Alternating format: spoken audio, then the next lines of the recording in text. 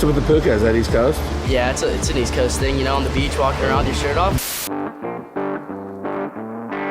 Well, I think Loretta Lynn's in general is pretty hot, right? So yeah, depends on how fit you are. Yeah, that's the key, right? And then how much you want to suffer, right? Goal when you come to Loretta Lynn's is to win, right? Yeah. So you got to find the angles to make that happen. Loretta Lynn's, there's a lot of elements, right? There's a lot of things that are variables, and you have to be able to be on top of all of those to be able to win. It's not easy to win here. New crop of kids. Have you been watching any of the other races? I have. I watched a couple of the kids that are coming up, and I think obviously the equipment is a lot better. The coaching is better. So I think the current crop of kids are actually pretty good.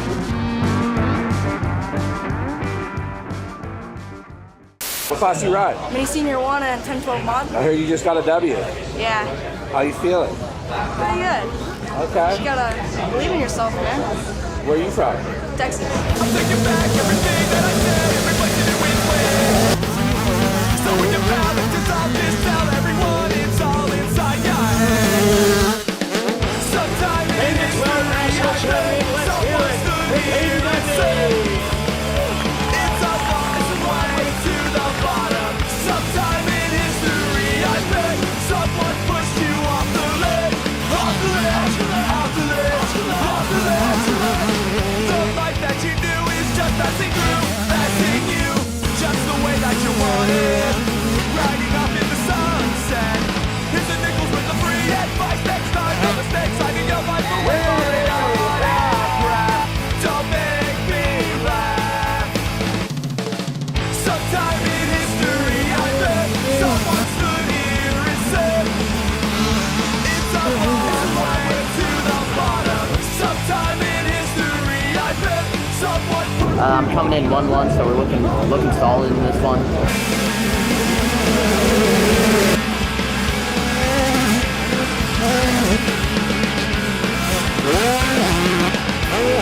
It's a wild feeling. This is wild. I can't even put it into words right now. Let's hear it for JBay.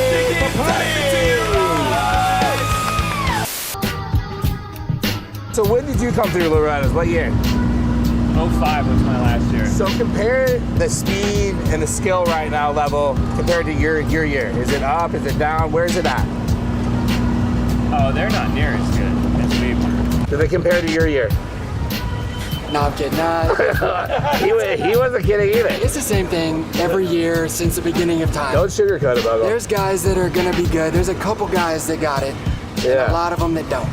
So it's the same thing as every single year. There's one or two guys that can come out of this place and make something happen. And other than that, it's tough.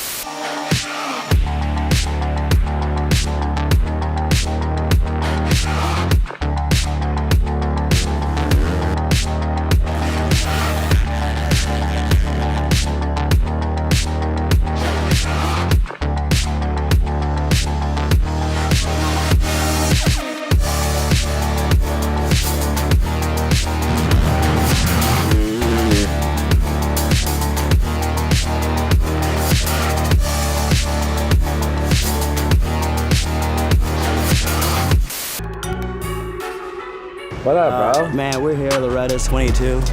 It's hot. It's real hot, actually, but it's good. Racing's good. Lost my voice first day, so it means we're having a good time. So, welcome. What's in the bag? My care package. What do you mean? It's my swag bag. Don't hate on it. Secure your bag, Yeah, Happy. yes, sir. 22 Loretta's, what's the vibe? Man, no days off. Gotta enjoy it. Loretta Lynn's, are you ready to go? Come on!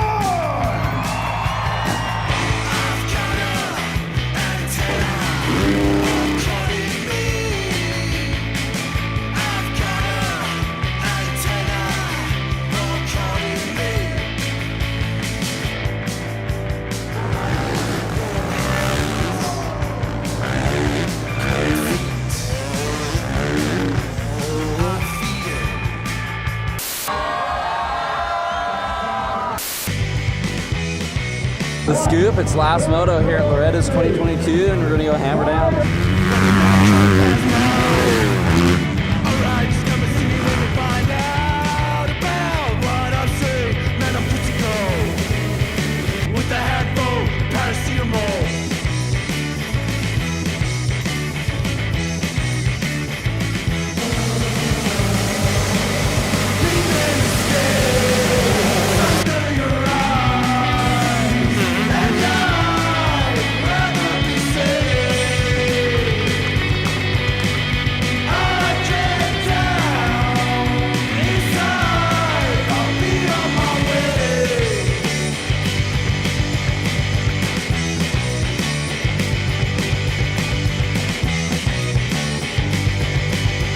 How's the track?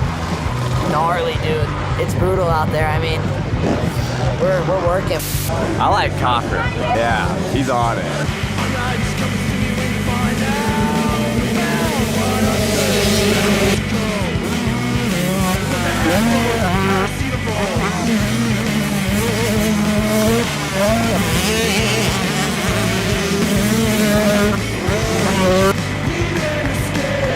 Had to ride my butt off that time, baby. Two-time champ, baby. Going sicko mode out there. Going crazy. Let's hear for Casey Cochran.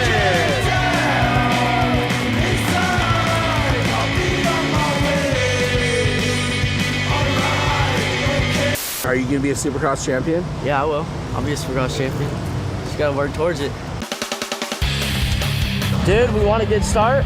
We're gonna get a good start, and we're gonna frickin' go show them what's up. It's rough, and I want to break a good gap this moto. Start it off good. So we gotta come in with a 1-1. Hopefully we can go finish it off.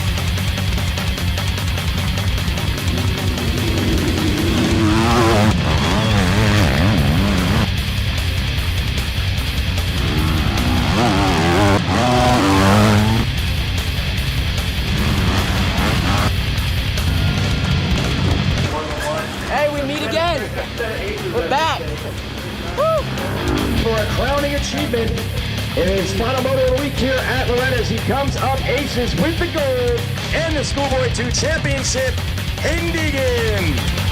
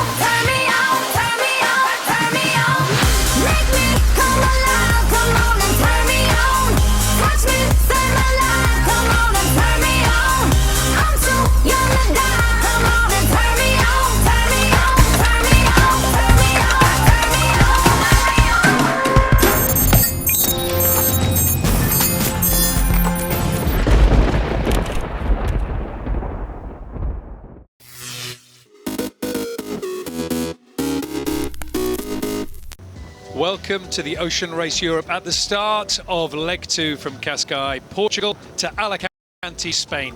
Our 12 teams are gearing up for the start and what will be a downwind blast for the next 10 hours to begin this 600 nautical mile race.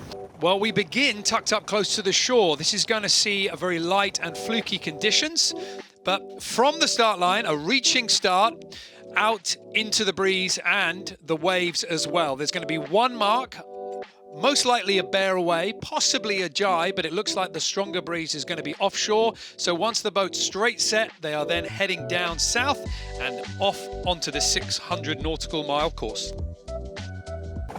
And here we go into the start. It is linked out, coming down well. They've got a good bit of breeze underneath them. Bure Valley late to the line. Offshore Team Germany underneath, linked out with a chance to luff. 11th Hour Racing now get their sails out. All of the Imoca 60s look like they're going to be a little bit shy on the gun, but that's where that conservative nature comes in. Linked out, slowing down for those final few seconds. 11th Hour Racing got their time on distance well. They're rolling straight over the top with Coram as well. So it's the Americans that get the best start in terms of speed.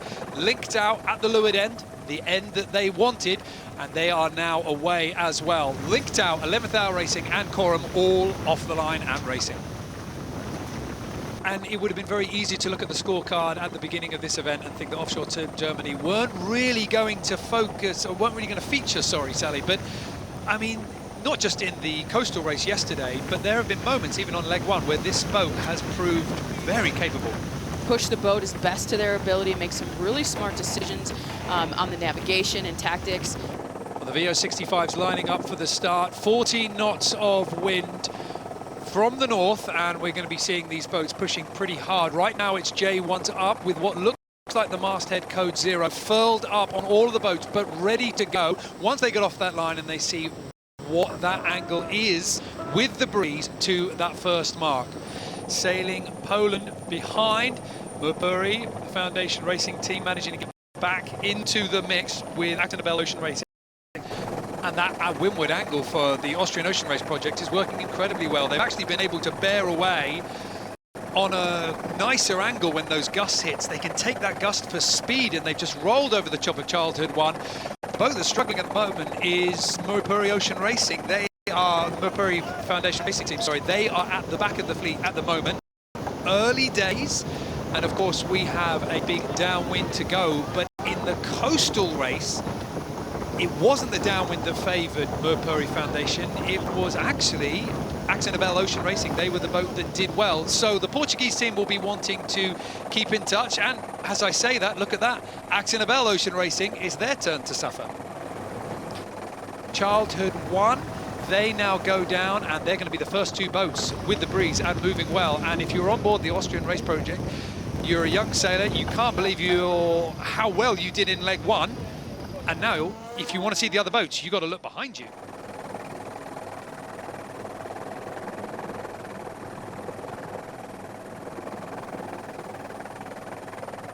There was a boat on anchor, 11th Hour Racing, luffing up to go round the anchor line. They're still sailing with the boat that was on anchor now safely to leeward, but unfortunately, just getting out of view of 11th Hour Racing, and the boat comes pretty close to their line. Still moving at the moment, and I mean, Sally, we've seen this before. In fact, actually, on the finishing stages of leg 1, we've seen with the Imoca 60s, it's not just in terms of keeping your eye on the bow and the beams. There's an awful lot sticking out the sides of this boat. I mean, I think I should point out to anybody at home that Sally's nose was pressed up right up to the screen there, as I'm sure you were at home watching this, trying to work out whether we could see anything on that left-hand foil. We are on board now with 11th Hour Racing, and there you can see on the left-hand side, I believe that's Simon Fisher, the navigator, just going forward to have a little bit of a look. It would be disastrous at this point in the race, this early on, if you get to a situation where structurally you've done a little bit of damage to the performance of your boat. And while we say that, look at this, head sails furling up, Sally. That is not a good omen. Sailing Poland, this is a young team. I mean, on their roster, they've got 2 16-year-olds, 2 17-year-olds. It is a group of very passionate and very skilled sailors, but really lacking in that offshore experience, and amazing to see them. If you are a young sailor on board this boat, who better to be looking after you in these conditions than someone like Bauer?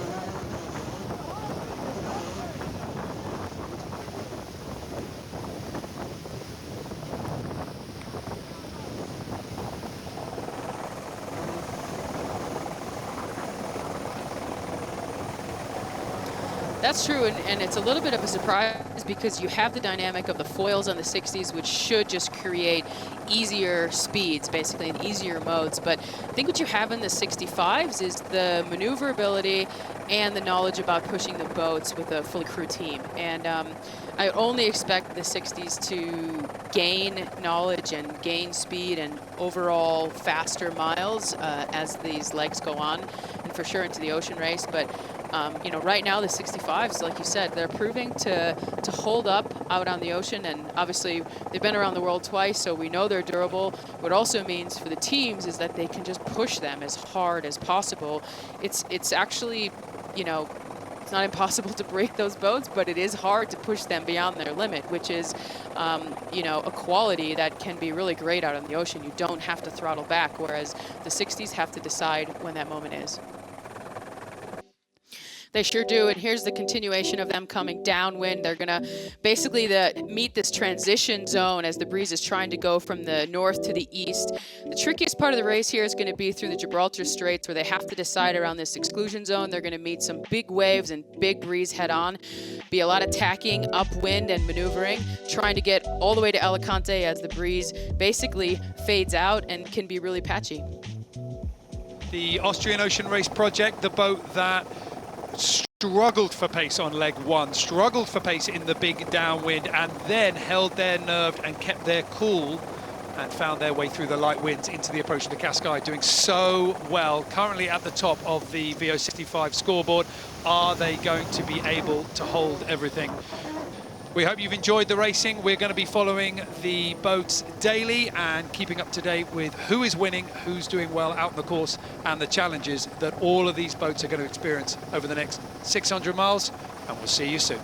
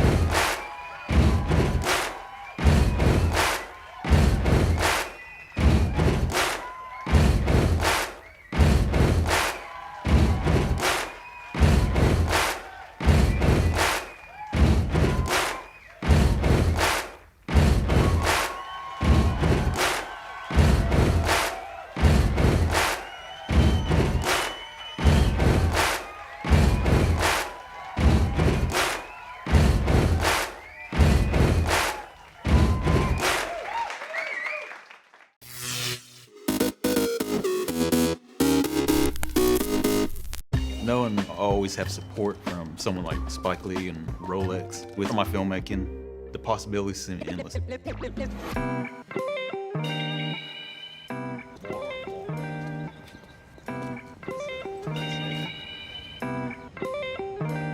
I come from a long line of educators.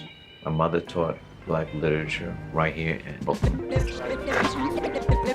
It shows you the power of education, of teaching. When I was approached by Rolex for this project, I automatically knew I wanted to work with a Native American filmmaker. It's about representation, to give people an opportunity to tell their own narrative. Filmmaking makes me feel alive. It makes me feel like I'm doing something important. Not only to me, but for my people. I'm trying to tell stories that I love, that I know. KB, Carl Bell. I just liked his own personal story, and it's hard.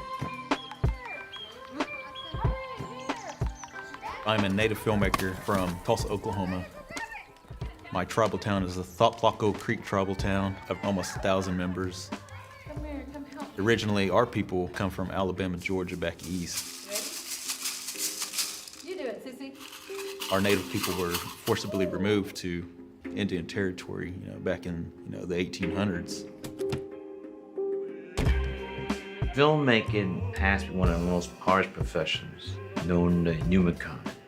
What I try to do with my students, give knowledge, my own personal experiences, and confidence, but there's always gonna be challenges, I'm going to my 4th decade and there's still challenges, so it's not like smooth sailing. That's part of filmmaking. It's about how do you get past and triumph those challenges. Let me ask this question. Where are you gonna find the actor? One of the most important things that Spike really instilled within me is just showing really how hard you have to work to make this a career. This documentary that I've been working on. There has to be an urgency to make your film. When Spike speaks, I listen. If he says to get that script done, I gotta get the script done and then find out what you gotta do next. When you're gonna shoot it, who you're gonna cast, all these things that he takes very seriously. His art form, My goal is to try to shoot a little bit more. You gotta take that word out of your vocabulary. I don't hear that, I'm gonna try. Gotta do. Exactly. Boom.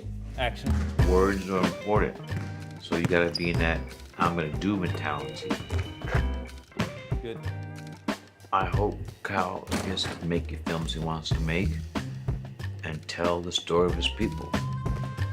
Through this mentorship, everything I've learned with Spike, not only in my career, just as a person, as a friend, I'm always gonna take with me wherever I go. To give back to my own people and pass down to the next generation of future filmmakers in my tribe.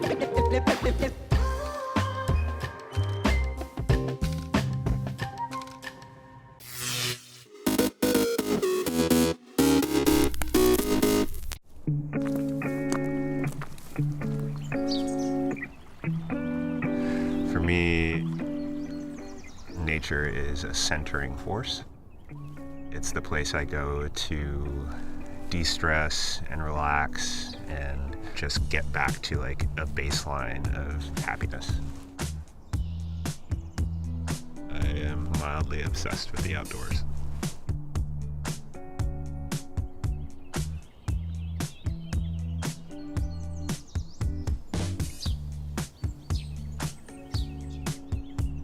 For a trail of any length, there are essentials every hiker should pack. This starts with a good backpack to hold it all together.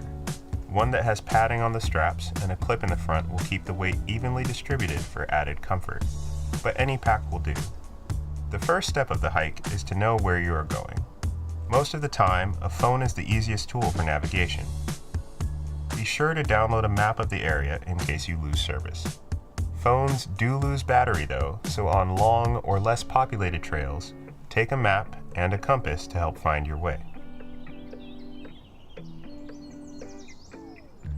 No matter what time of year you're hiking, you'll want to protect your skin with sunscreen and lip balm, and maybe even some bug spray. This goes alongside your first aid kit to tend to any scrapes or bites that may happen along the trail. Something you hope to never need, but you'll be glad you have it if you do.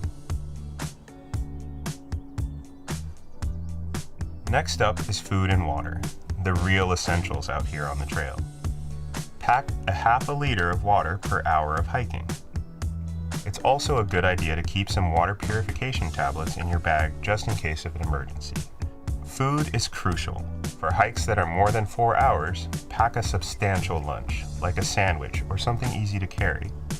Bring along plenty of snacks that have a good source of protein, carbs, and fat to keep your energy up throughout the day. Pack extra food and water, more than the bare minimum, so you're prepared. Lastly, pack emergency supplies. This includes a headlamp, fire starter, multi-tool, and emergency shelter. You can find emergency shelters from a local outdoor store, but a large garbage bag can also do the trick. These things might seem like overkill, but they're pretty small items that can make a huge difference in the event that you needed them. No matter what the weather forecast is, layering is key to a successful and comfortable hike. Follow the rule of 3, which includes a base, middle, and outer layer. Whether it's a t-shirt or a long sleeve, choose a base layer that is sweat-wicking and breathable.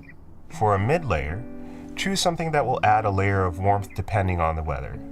This can be worn as is or function as insulation under a jacket. The weather can be unpredictable, so pack a rain jacket that you can easily unroll so you can stay dry. If it's going to be sunny but freezing cold, a lightweight insulated puffer will keep you warm. No matter what you're layering, you want things you can move easily in and that are breathable, and that you can shed when you heat up on the ascent. A few other items that are good to bring are a hat for your head, socks, gloves, and sunglasses. Few things are more important on a hike than wearing comfortable, durable shoes.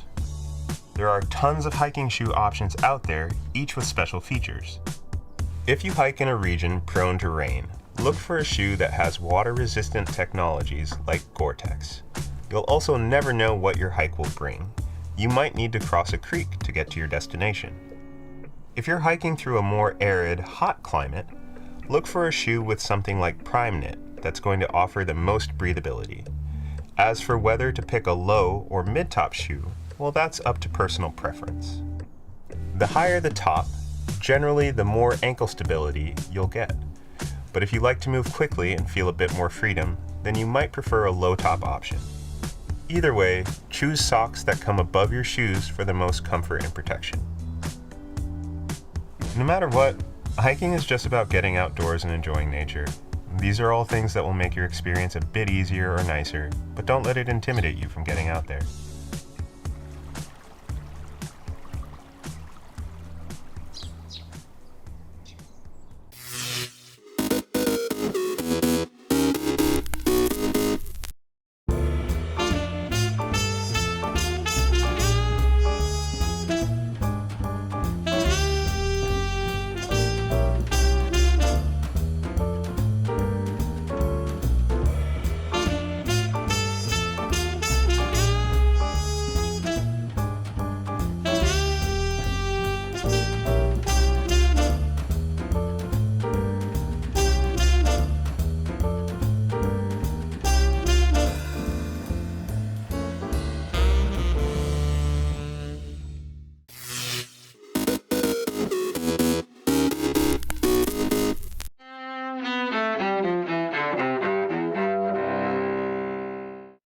October 31st, 1517. Ein feste Burg ist unser Gott. In Germany, the start of the Protestant Reformation as the priest Martin Luther takes a stand. He posts the 95 Theses on the door of Wittenberg Palace Church, questioning Catholic Church practices. 1968, President Lyndon B. Johnson orders a halt to all U.S. bombing of North Vietnam. Johnson says he hopes the move spurs fruitful peace negotiations to end the Vietnam War. I have reached this decision on the basis of the developments in the Paris talks, and I have reached it in the belief that this action can lead to progress toward a peaceful settlement of the Vietnamese War. But the war rages for more than another 4 years before a ceasefire agreement is finally reached. 1984. In India, 2 Sikh security guards of Prime Minister Indira Gandhi assassinate her. It happens months after Gandhi orders a deadly attack on the Sikhs' holiest shrine to crack down on Sikh militants. And 1926. In Detroit, magician Harry Houdini dies of gangrene and peritonitis resulting from a ruptured appendix. Houdini became ill after a student had struck him in the stomach in his dressing room days earlier. Today in history, October 31st. Sandy Kozel, The Associated Press.